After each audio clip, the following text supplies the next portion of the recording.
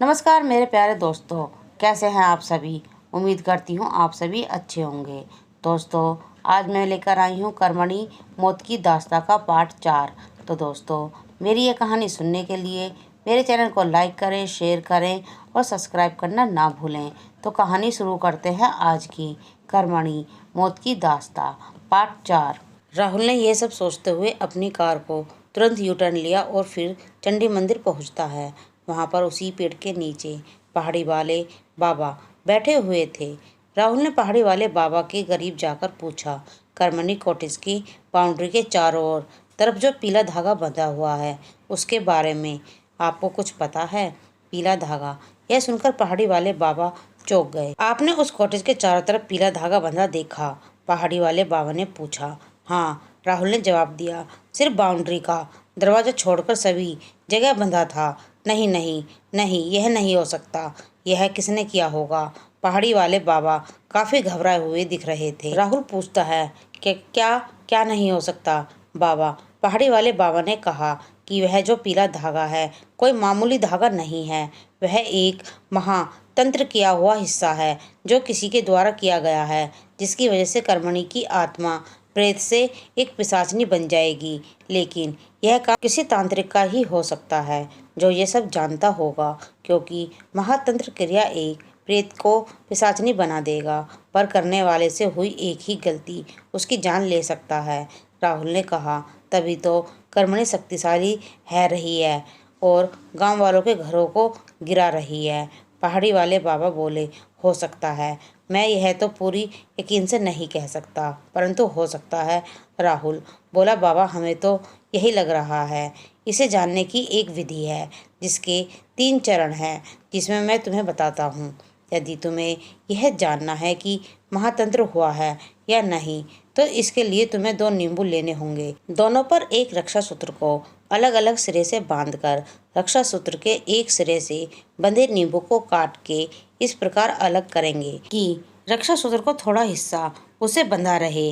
इसके बाद नींबू को एक साथ चंदन में डुबा देंगे और फिर एक शिव कवच बनाकर रक्षा सूत्र के बड़े हिस्से वाले नींबू को उस कवच के बीचों बीच रखेंगे और जिस नींबू की रक्षा सूत्र से काटकर अलग किया था उसकी बाउंड्री के गेट के सामने रख देंगे और फिर शिव कवच के पास बैठकर जय माँ काली, जय माँ काली कहना है। लगभग 1008 बार जय माँ काली कह लेने के बाद वह नींबू जो गेट पर रखा था वह दरवाजे के अंदर चला जाएगा।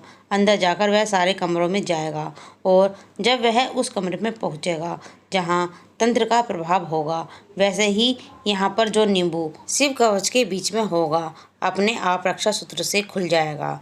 इसका मतलब महातंत्र क्रिया हुई है। राहुल बोला, ठीक है बाबा, मैं तो समझ गया। आप हमारे साथ चलिए और आप ही चेक करके बता दीजिए ना। मैं चाहकर भी उसे कॉटेज के पास नहीं जा सकता। पहाड़ी वाले बाबा ने कहा। ऐसा क्यों? राहुल ने बड़े आश्चर्य से पूछा। पहाड़ी वाले बाबा ने कहा, यह सब बातें बाद में होती रहेंगी।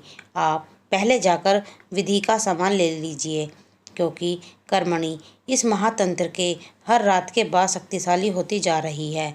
यदि यह विधि आज नहीं हुआ तो शायद बाद में ही हो नहीं पाए। वैसे भी आज प्रथम चांद की रात है।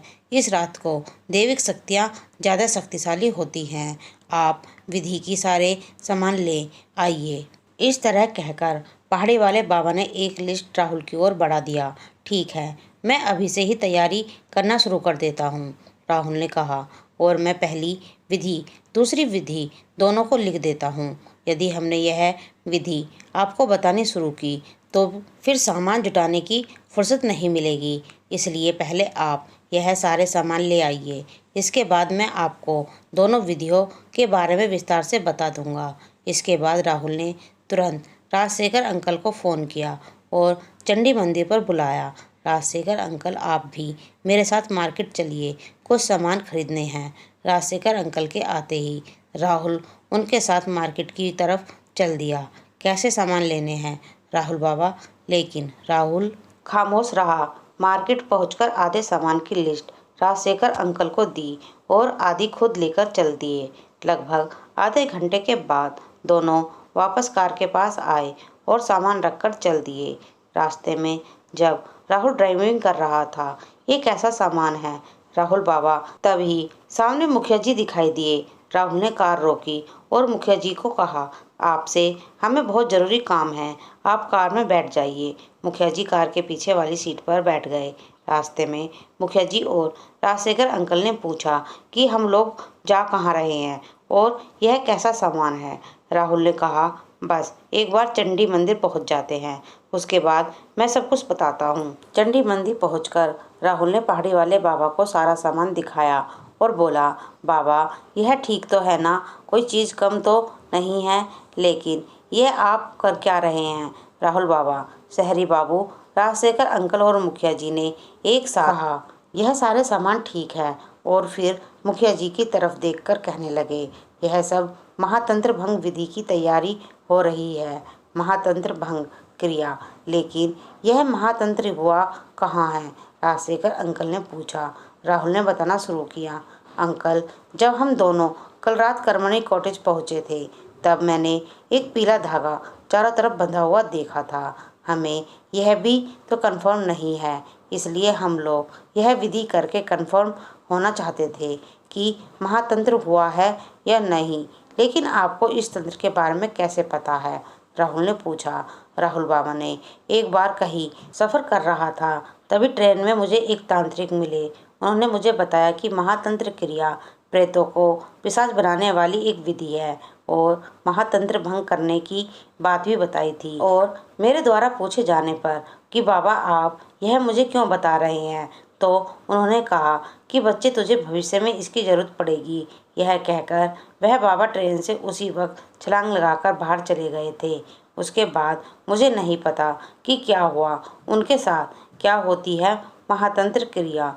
मुखिया जी के चेहरे पर कन्फ्यूजन साफ साफ नजर आ रहा था। पहाड़ी वाले बाबा ने कहा, मुखिया जी महातंत्र प्रेतों की शक्तियाँ बढ़ाकर उन्हें पिशाच बनाने वाली एक प्रक्रिया है, और यदि यह प्रक्रिया करमणी कॉटेज में हुई है तो करमणी की शक्तियाँ बढ़ रही हैं और हो सकता है इसी वजह से गांव वालों के घर गिर रहे हैं। इसलिए हम लोग इस क्रिया की पहली विधि करके यह कंफर्म करना चाहते हैं कि करमणी कॉटेज में वाकई यह महातंत्र हुआ है या नहीं। राहुल ने कहा, इसके बाद कि बाबा क्या हम लोग यह पता नहीं लगा सकते कि यह काम किसने शुरू किया है। पहाड़ी वाले बाबा ने कहना शुरू किया, दूसरी प्रक्रिया से यह साफ साफ पता चल जाएगा कि यह तंत्र किसने किया है। मुखिया जी ने कहा, हो सकता है कोई शक्तिशाली का लालची व्यक्ति हो जो करमणी को अपने वश में करके अधिक शक्तिशाली बनना चाहता है। पहाड़ी वाले बाबा ने कहा, नहीं नहीं मुखिया जी, करमणी को वश में करने के इरादे से यह तंत्र नहीं हो सकता, क्योंकि किसी भी वशीभूत प्रेतों को पिशाच नहीं बनाया जा सकता। लेकिन जो भी घर गिरा था उसके मलबे पर कोयले से लिखा है, मैं किसी को नहीं छोड़ूंगा। पहाड़ी वाले बाबा ने बोला, यह करमणी के शब्दों की मायाजाल हो सकती है। वह चाहती हो कि किसी को उस पर शक ना हो, इसलिए वैसा लिखा हो। राहुल ने कहा, हाँ ऐसा हो सकता है बाबा, आप दूसरी विधि भी बता दीजिए ताकि हम उस तांत्रिक को पकड़ सकें जिसने यह काम किया है। राजशेखर अंकल बोले, क्या है यह करमणी जो सुलझ ही नहीं रही है। हम इसके जितना करीब जा रहे हैं यह और जटिल होती जा रही है। पहाड़ी वाले बाबा ने कहना शुरू किया, दूसरी विधि इस प्रकार है, आपने जो पहली विधि से रक्षा सूत्र और नींबू को शिव कवच में रखा था वह खुल गया होगा। पुनः उसे अच्छी तरह बांध देंगे ताकि वह खुलेगा, और एक झोले में रख लेना। अब की बार थाली में थोड़ा पानी डालना है जिससे वह थाली आधी भर जाए। फिर उसमें चारों तरफ 4 गुलाल के फूल इस तरह रखने हैं कि एक व्रत बन जाए। इसके बाद शिव कवच के बीचों बीच एक घी का दीपक जलाकर उसके आगे उसके गुलाल के फूल वाले थाली को रखेंगे। उसके बाद चंदन को उस थाली में व्रत अनुसार बने हुए पानी में एक सीधी रेखा में डालेंगे। इसके बाद बिना क्षण की देरी किए हुए बैठकर ओम क्रीम नमः आप 1008 बार जल्दी जल्दी करना होगा। ध्यान रहे कि मंत्र का उच्चारण सही सही होना चाहिए और चंदन थाली में पूरी तरह फैले, उससे पहले ही आपको उच्चारण पूरी करनी होगी। 1008 बार उच्चारण कंप्लीट होने के बाद आपको चंदन के द्वारा दाईं तरफ कोई चीज़ दिखाई देगी जिससे वह जुड़ा हुआ है और बाईं तरफ आपको उस व्यक्ति का चेहरा दिखाई देगा जिसने यह तंत्र किया है। राहुल ने कहा, और बाबा, इस तंत्र को रोकने का उपाय क्या है? पहाड़ी वाले बाबा ने कहा, वह तो मुझे नहीं पता, लेकिन इतना पता है कि महातंत्र भंग विधि का तीसरा चरण ही इस तंत्र के होने वाले बुरे प्रभाव को रोक देता है। वह प्रेत को पिशाच बनने से तो नहीं रोक सकता, पर इसकी वजह से होने वाली बुरी प्रभाव खत्म हो जाता है। राहुल ने बोला, यानी जो गांव वालों के घर गिर रहे हैं वे गिरना बंद हो जाएंगे। आखिर वो तीसरी विधि क्या है? राजशेखर अंकल ने कहना शुरू किया। उस साधु ने मुझे तीसरी विधि के बारे में बताया है, पर वह काफ़ी खतरनाक है। दूसरी विधि में चंदन के बाईं तरफ जिस चीज़ की तस्वीर दिखाई दी वही उस प्रेत का पिशाच बनने की वजह है।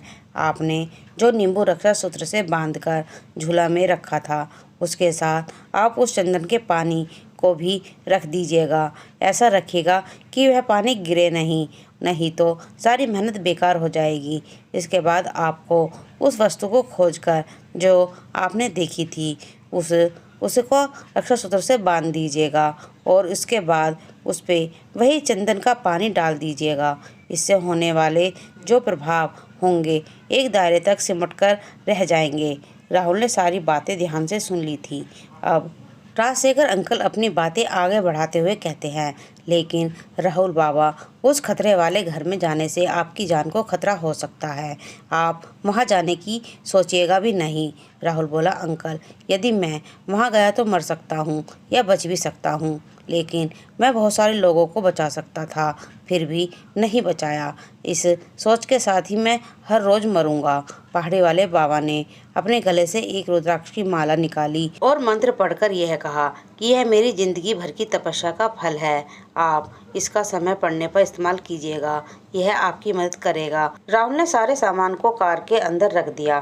तभी पहाड़ी वाले बाबा बोले, लेकिन आप जब उस कॉटेज में जाइएगा तो आपको सब भूल जाएंगे, सिर्फ आप उन्हें ही याद रहेंगे जो इस काली मंदिर में होंगे।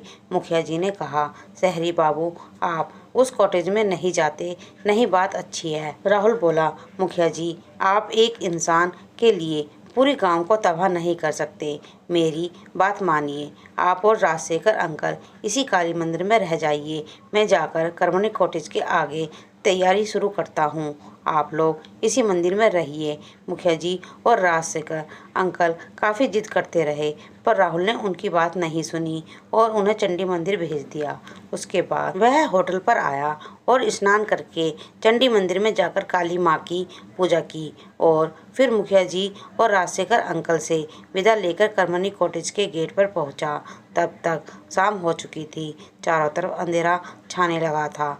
फिर भी राहुल ने विधि के लिए पहले दोनों नींबू को निकाला और फिर एक ही रक्षा सूत्र के दोनों सिरों से उसे बांध दिया। इसके बाद वह उसमें से एक नींबू को बंधन के आगे से काटकर इस प्रकार अलग किया कि वह बंधन नहीं खुला। उसे चंदन में डुबाकर रख दिया और फिर शिव कवच बनाने लगा। तब तक कॉटेज में वही चीखें आने लगी थीं जो हमेशा आती हैं। फिर भी राहुल बिना डरे शिव कवच बीचों बीच उस नींबू को रख दिया। उसमें रक्षा सूत्र को बड़ा हिस्सा लपेटा हुआ था और बाउंड्री के दरवाजे के पास सिर्फ बंधे हुए रक्षा सूत्र को रख दिया। इसके बाद आकर शिव कवच के पास बैठकर जय माँ काली की जाप करने लगा। लगभग आधे घंटे बाद वह नींबू वहाँ से घर के अंदर जाने लगा। घर के अंदर जाने के 10 मिनट बाद शिव कवच में रखा नींबू, जो अच्छी तरह से रक्षा सूत्र से बंधा हुआ था, अपने आप खुल गया। साझा करें। जिसके बाद राहुल ने दूसरी विधि करना प्रारंभ किया। उसने शिव कवच को बीचों बीच घी का दीपक जलाया और उसके आगे एक थाली रखी जिसमें 4 गुलाब के फूल इस तरह से रखे हुए थे कि पानी एक वृत्ताकार गोले की तरह नजर आ रहा था। इसके बीच में चंदन से एक सीधी लकीर खींच ली और फिर वहीं बैठकर ओम क्रीम नमः की जाप करने लगा। इसके बाद लगभग 1008 बार यह जाप पूरी हो गई। चंदन के बाईं ओर एक हार की तस्वीर बनी जिसमें 9 रत्न लगे हुए थे और एक रत्न की जगह खाली थी और चंदन के दाईं ओर एक लड़की की आधी ही तस्वीर बन पाई थी जो थोड़ी थोड़ी रोहिणी जैसी लग रही थी। तब तक चंदन पूरा पानी पर फैल चुका था। राहुल ने तुरंत उस पानी को एक ढक्कन वाले बर्तन में बंद किया और झोले में डालकर कॉटेज की तरफ चल दिया। बाहर बाउंड्री के दरवाजे के पास पहुंचते ही वह वॉचमैन की आत्मा मिलती है और अपने पास से चाबी निकालती हुई कहती है, आपका स्वागत है साहब, मैं आपका वॉचमैन हूँ, आप अंदर जाइए, मैं यहाँ रहूँगा। तुरंत राहुल ने उससे चाबी ली और कॉटेज के अंदर भाग गया। जाकर दरवाजा खोलते ही अंदर से चमगादड़ की एक फौज बाहर की तरफ आती है और साथ ही में लाइट भी आ जाती है। राहुल यह सब पहले देख चुका था। वह समझ चुका था कि पिछली बार जितना समय उसे मिला था उतना ही समय उसके पास अभी भी है। उसने अपने पैरों के आगे देखा, चंदन के छींटे जमीन पर पड़े हुए थे। यह वही चंदन थे जो उसने बाउंड्री वाले गेट पर रखे नींबू पर लगाया था। वह उसी निशान के पीछे दौड़ा। उसके पहले कदम के साथ ही सारे कॉटेज की लाइट जल गई। फिर भी वह अपने मोबाइल का टॉर्च जलाकर उस निशान के पीछे दौड़ता रहा। अचानक उसके सामने एक औरत आ जाती है। उसके लंबे काले बाल आगे की तरफ लटक रहे थे। उसके पुराने जख्मों से खून निकल रहे थे। बालों के बीच में उसकी लाल लाल आंखें साफ नजर आ रही थीं। राहुल ने उसकी तरफ देखा। वह समझ गया था कि यही कर्मणी की आत्मा है। फिर भी वह डरा नहीं। उसके आगे से वह आत्मा गायब हो चुकी थी। फिर वह उसी निशान के पीछे भागा। भागते भागते वह एक कमरे के गेट के पास पहुंच गया। उसने उस गेट को खोलने के लिए झकझोरना शुरू किया, लेकिन बहुत दिनों से बंद होने के कारण वह जाम हो चुका था। राहुल ने उस गेट को काफ़ी झकझोरना शुरू कर दिया था। तब उसे लगा कि उसके पीछे कोई खड़ा है। वह अपना सर पीछे घुमाकर देखा तो कर्मणी की आत्मा उससे पीछे खड़ी थी। डर के मारे उसने थोड़ा पीछे हटकर दरवाजे को धक्का मारा। आत्मा गायब हो गई थी और राहुल उस कमरे के अंदर गिर गया था। राहुल ने देखा वह नींबू उसी कमरे में पड़ा हुआ था। उसकी नज़र तभी वहां पड़ी एक मूर्ति पर गई जो उसी लड़की की थी जिसकी तस्वीर के नीचे लिखा था, कर्मणी को मार दो। राहुल उस तस्वीर को देखकर पहचान गया कि यही कर्मणी है और उसके पीछे जो आत्मा खड़ी थी वह भी कर्मणी ही थी। तभी राहुल की नज़र उस मूर्ति के गले में पड़े हार गई, जो वही हार था जो चंदन वाले पानी में दिखाई दिया था। राहुल ने तुरंत झोले में से नींबू रक्षा सूत्र को निकाला और उस हार पर बांध दिया। फिर उसने उसी झोले से चंदन वाले पानी का बर्तन निकाला।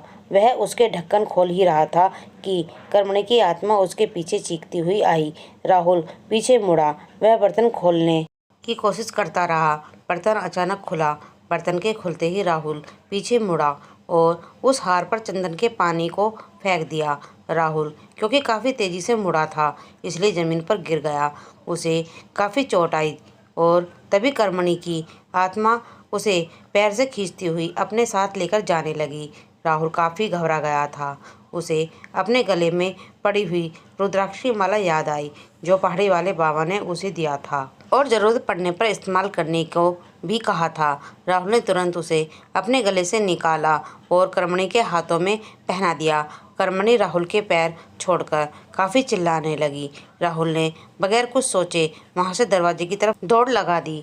दरवाज़ा अपने आप बंद होने लगा था। राहुल ने दरवाजे को बंद होते हुए देखा, वहीं से छलांग लगा दी। छलांग लंबी होने की वजह से वह बाहर आकर गिरा और उसे चोट लग गई थी। उसके पैर में मोच आ गई और वह वहां से लड़खड़ाते हुए बाहर आया। राहुल ने बाउंड्री गेट से पास पहुंचकर अपने कार में गया और कार में बैठकर 5 मिनट तक रुका रहा।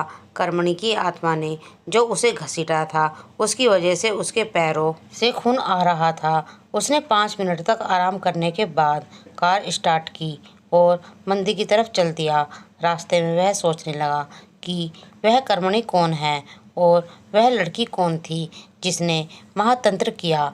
वह हार कैसा है, किसका है और उसका एक हीरा कहाँ है। कर्मणी की गांव वालों के साथ क्या दुश्मनी है और वह यह सब क्यों कर रही है। गांव वाले तो उसे काफ़ी अच्छा बता रहे थे। क्या है इस कर्मणी का रहस्य? क्यों नहीं आ सकते पहाड़ी वाले बाबा इस कॉटेज में? क्यों नहीं, वह जा सकते हैं चंडी मंदिर के अंदर। दोस्तों, इस कहानी के रहस्य को जानने के लिए मेरी ये कहानी सुनते रहें। आज की ये कहानी यहीं समाप्त होती है। उम्मीद करती हूँ आपको ये कहानी अच्छी लग रही होगी। धन्यवाद।